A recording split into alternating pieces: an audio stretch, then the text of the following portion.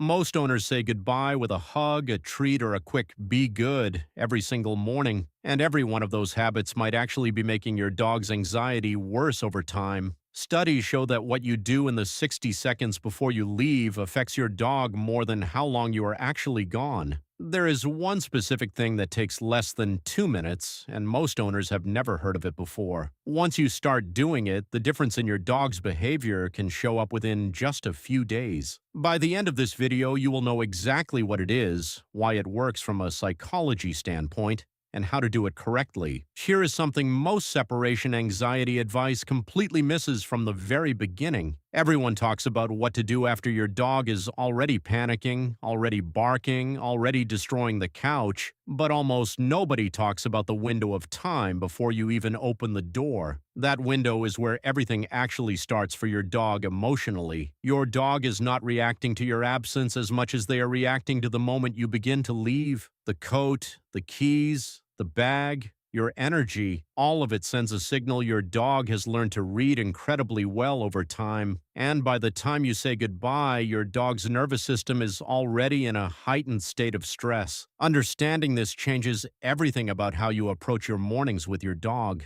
Most separation anxiety content jumps straight into training techniques for after the damage is already done. The real opportunity that owners overlook completely is actually the pre-departure routine itself. Your dog is one of the most pattern-sensitive creatures on the planet, and that is not an exaggeration at all.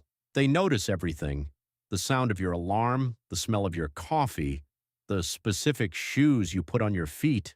Each one of those details becomes a signal that gets wired directly into your dog's emotional response system over time. So by the time you are grabbing your keys, your dog's body is already responding as if the stressful part has already begun.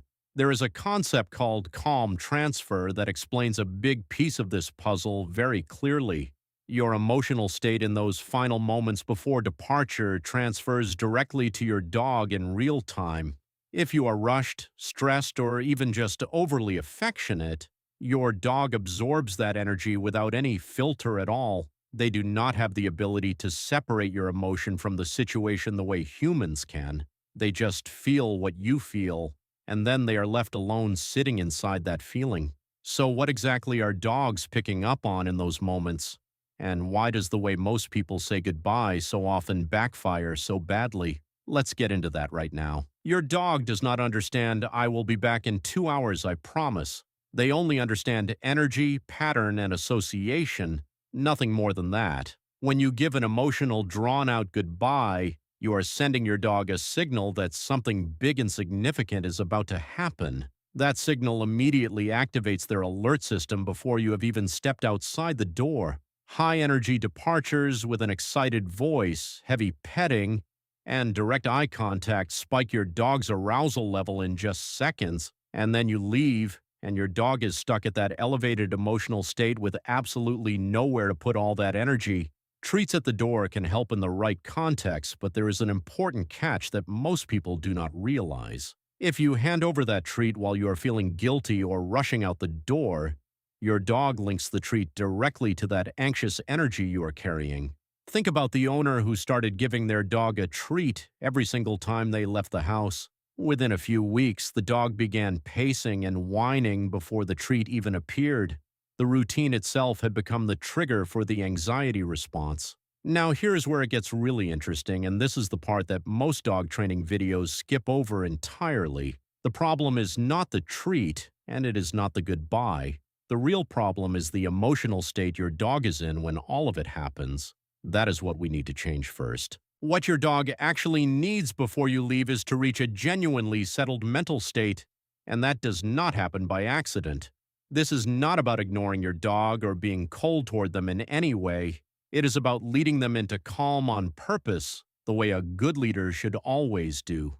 The ritual that makes this work has 3 clear and simple elements you can start using right away. First is the wind down, which means stopping all play, rough interaction, and high-energy engagement about 5 to 10 minutes before you leave. Second is the place cue, which means guiding your dog to their bed or designated spot as a calm practice signal that rest is coming right now.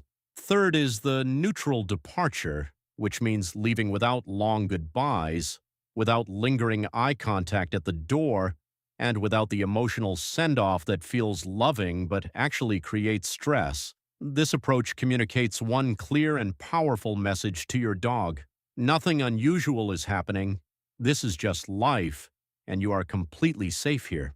Cesar Millan has spoken extensively about calm, assertive energy as the foundation of how dogs relate to their owners every day.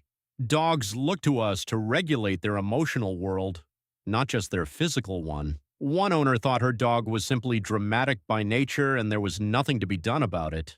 After just 2 weeks of this settling ritual, her dog was lying down calmly before she even picked up her keys. The ritual only works consistently, though, if you are doing one specific thing during it, and that is exactly what we are covering next. Start the wind down at least 10 to 15 minutes before you actually need to walk out the door.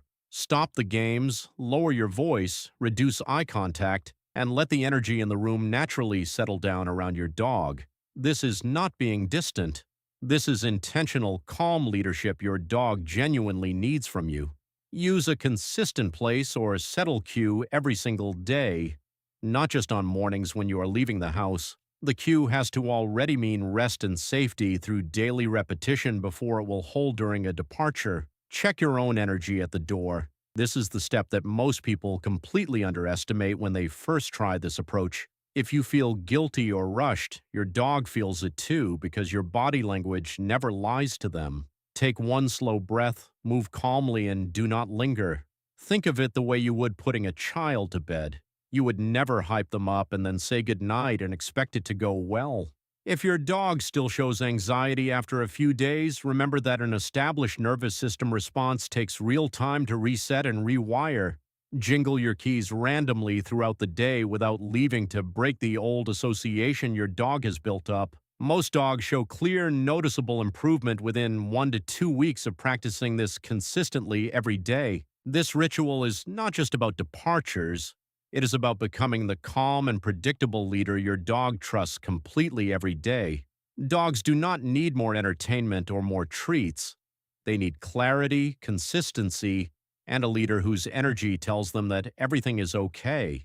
When your dog knows what to expect and knows you will always return, anxiety slowly loses its grip on them. Try this ritual for 7 days and drop a comment below telling me exactly what changed for your dog. I read every single one, and if you want to go deeper on this, the next video covers the one training mistake that actually creates separation anxiety in the first place.